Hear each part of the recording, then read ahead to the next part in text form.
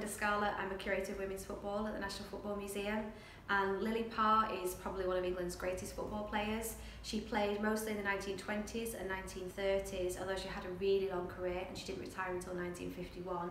She played for a brilliant, famous football team called the Ditko Ladies.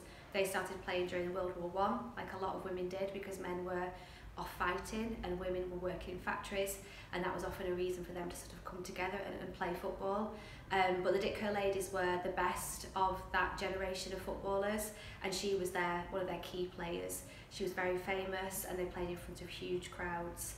And one of the reasons she's so well known, she's so well celebrated, is because she was part of women's football at a time when it was banned by the Football Association. So they restricted women from playing on the grounds of associated clubs, which effectively pushed the women's game underground and made it much harder for them to find a space to play.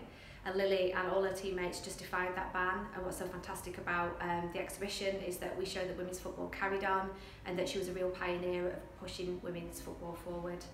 So the exhibition includes some material from a girls' football team, St Helens Girls, and they come from St Helens, which is where Lily Parr was born. She was born there in 1905, and they have a football team, a successful girls' football team. They're actually directly inspired by Lily Parr.